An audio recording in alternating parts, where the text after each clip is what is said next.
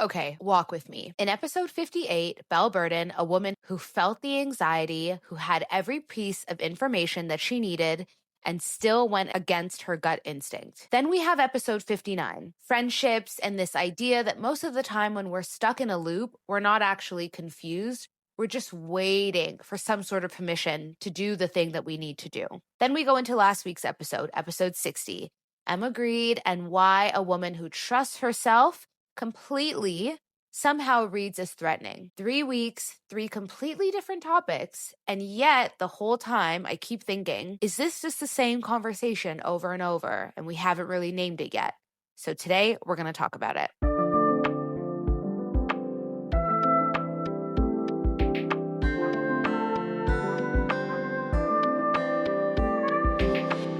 Good morning, and welcome back to the Sage Sorority. Happy Thursday. How are we all doing, guys? Happy Start With Yourself Day to all those who celebrate. If you don't know what I'm talking about, then you definitely didn't listen to last week's episode. But if you did, and you're still confused, I will give you a reminder. Today is April 30th, and Emma Grede is having her book tour at Hackney Empire. No, this is not sponsored, but I will be there, and I am looking forward to the tour and the discussion. Like I mentioned last week, I've been reading her book on Audible, or listening to it, I should say.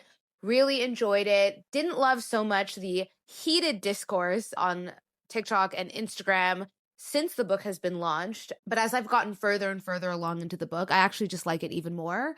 And there's clear that there's a lot of backlash for people who didn't read the book. So I would say start there.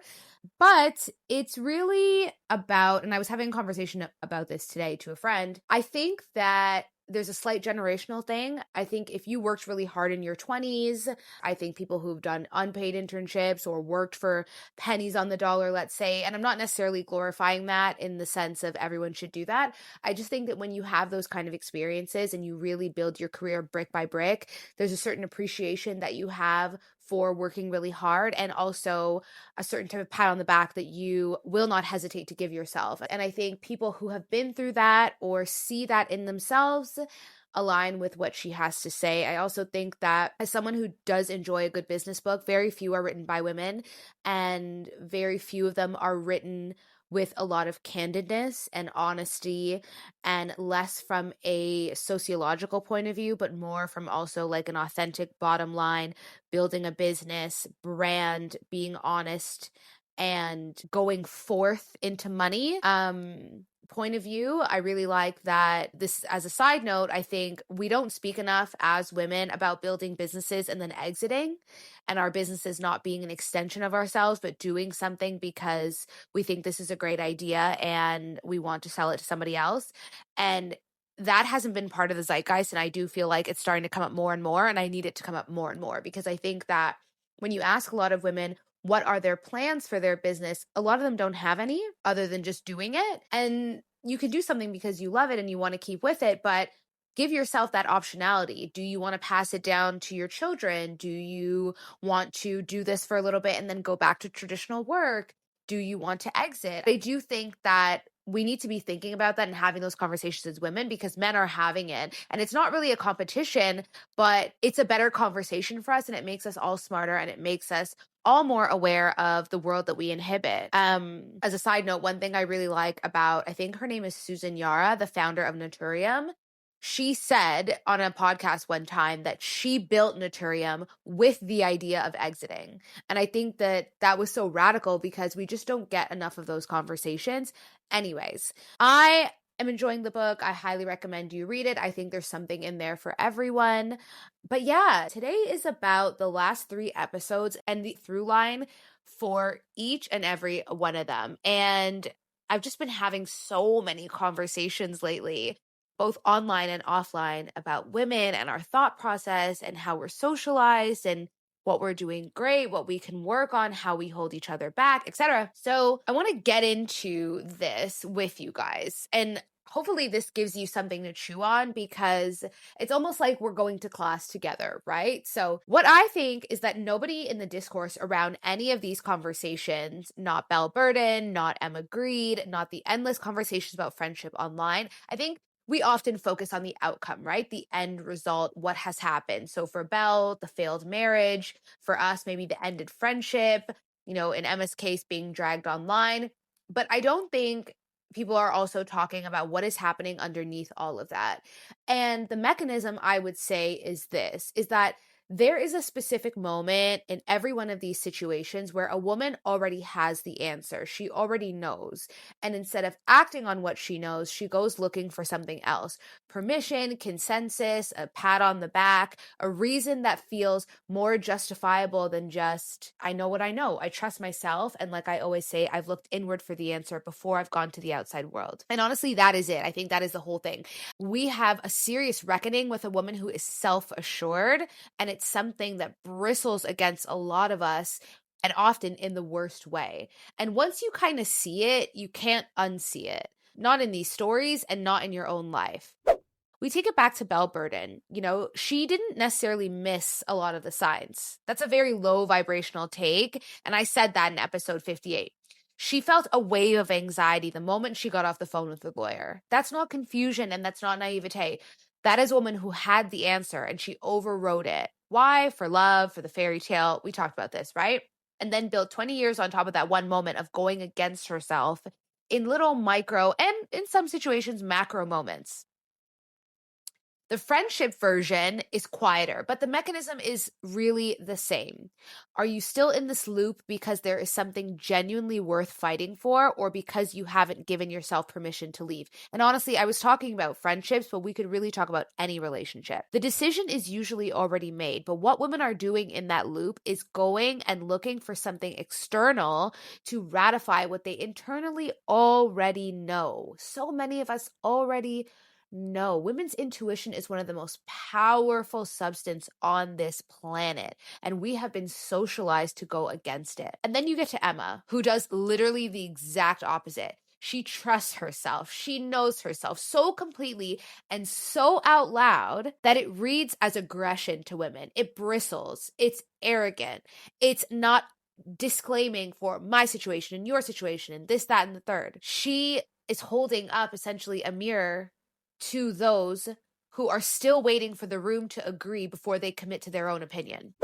3 situations, 1 mechanism, and I truly believe it has a name. Let's go through each one properly because they each show you a different version of what this actually looks like and feels like and how it's so insidious and why it matters that we can all recognize it. So very quick context for anyone who hasn't listened to episode 58. It's linked in the show notes and genuinely worth your time. Definitely a very popular episode this month. But here's the thread that matters for today.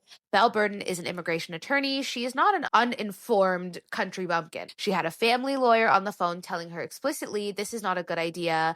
This is not what your brother did. And this is not how prenups work. She knew, and she still signed a poor one 5 days, I think, before her wedding. But he initially brought up the change or his frustration with it 3 weeks before.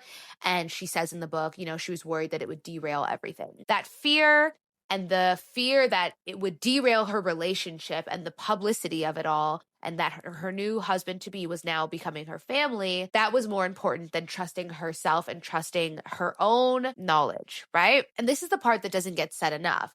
I wouldn't say that that is a failure of intelligence. That is actually just what happens when a woman has been taught, and I would say socialized, the way most women are taught, that going against what the relationship needs in order to protect yourself is selfish.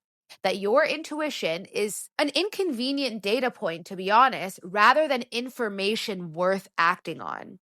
Emotions are data, but so is your intuition. And so is your anxiety. Those things are data too. Don't let anyone talk you out of that. The cost for Belle wasn't just the prenup. It was 20 years of building a life around a version of herself that got quieter every single time she chose the relationship over what she knew in her gut to be true and or good for her. The friendship version of this is much more subtle. There's usually no single dramatic moment often that you can point to, which can make it really hard for people to catch it, but it is absolutely there.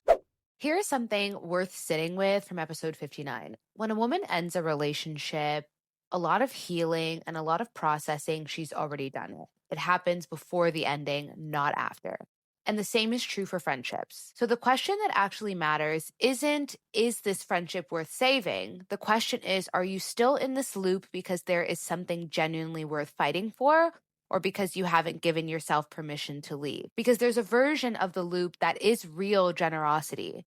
You're giving it space. You're making sure you've seen it from every angle. You're being fair. And then there is a version that really is just a stall. It's just a drag, a hard, cold stall where you already know, and what you're already doing is waiting for an incident, waiting for the other person to do something bad enough that your decision feels justified to yourself and maybe even more so everyone else. Waiting for external evidence to ratify an internal verdict you know that you've already reached. And that's what makes the stall so hard to see, because it truly masquerades itself as being a good friend, being a ride or die, not being hasty, giving someone a fair chance. When actuality, what is happening is that you don't trust yourself and are confident enough in your decision to make a call purely based on what you already know without needing the situation to do it for you or needing someone else to give you the green light. Because at the end of the day, no one is in any type of relationship on the receiving end like you are. People that can give you advice from the outside is just that. They're on the outside, because there's truly a difference between giving it time and just not wanting to be the one who ended it, or protecting her feelings and protecting yourself from having to make the hard call are not the same thing.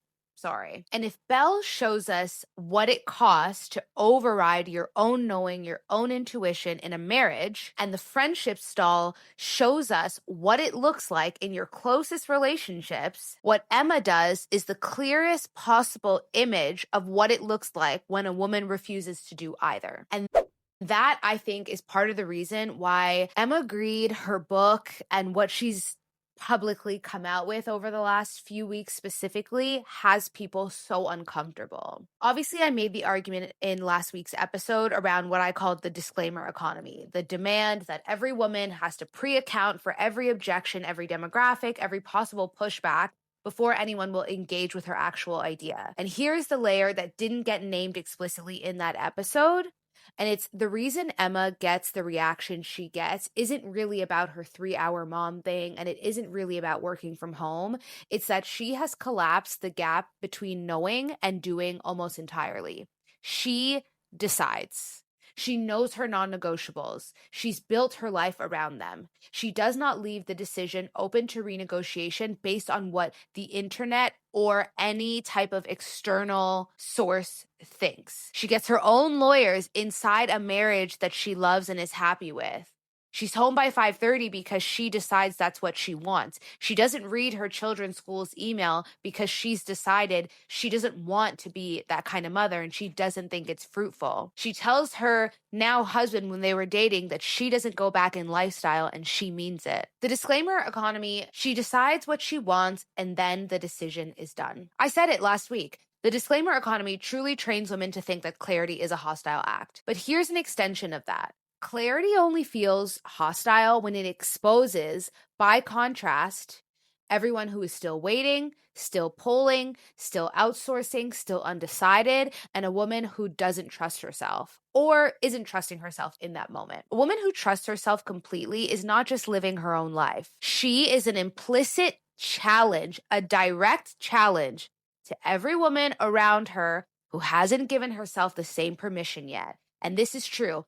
And I'll put it in a very simple term. If you've ever been in a happy relationship and you're around women who are not happy in their relationships, you know exactly what I'm talking about. This is deeply uncomfortable to sit next to, and it's part of the reason why she's getting dragged. But it's deeply uncomfortable, and it is also deeply vital that we do this work. Now, hold both women in your mind at the same time. Belle Burden, everything filtered through the relationship first, a prenup signed against her own better judgment, a prenup that actively goes against her well-being, 20 years of deferred clarity. Then you've got Emma Grede, everything coming back to what she actually wants, even inside a partnership she's fully committed to, even with 4 children, even under enormous public scrutiny, even with money, even by being from deep East London. 2 women, 2 entirely different relationships with their own knowing, and as both books make very clear, 2 very different outcomes. So this is what I actually want you to do with all of this. The decision that you are currently sitting on, you do not need to think very hard about which one it is, because you probably already know which one it is. That is the whole point of this episode. The question is not, what should I do? The question is, whose permission are you waiting for? Whose verdict are you holding out for before trusting the thing you already know? You got this. Because if the answer is anyone other than yourself, that is your work. That is your delta. That is your gap. Not a personality overhaul or not becoming someone like Emma overnight. Just one decision, your own, made from what you actually think, feel, and believe without waiting for something external to make it feel right, to make it feel safe. And these are the kind of things that we do talk about in one-on-one coaching, not being told what to do, not someone handing you an answer, but being in a space where you can finally hear yourself clearly enough that you stop needing someone else to confirm what you already know. As always, the link is in the show notes if that is something you need help with right now. So anyways, it is April 30th. Emma Grede is in London tonight, and I will be in that room. So if you are there, please say hello. The fact that this episode is dropping today actually feels so right and is so in alignment and synergistic because she wrote a whole book about starting with yourself, trusting yourself, building your life around what you actually think, not what the room approves of. And that is what this episode is about. And on a deeper level, that is what this pod is about. And if you're a longtime listener, you know, and if you are a first-time listener, welcome, and I'm pretty sure you get the vibe. If this episode landed at all, please send this to a friend. You guys know I talk about it all the time. Podcasts don't have their own algorithm. The only way to grow the show is to share it with someone that you think will love it. Subscribe to us on all platforms. Follow us on Instagram and TikTok. Leave us a review, a cheeky 5-star review because I'm a 5-star chick. Subscribe to us on YouTube and hit that notification bell. Have an amazing day and an amazing weekend. I will talk to you guys same time next week. Bye.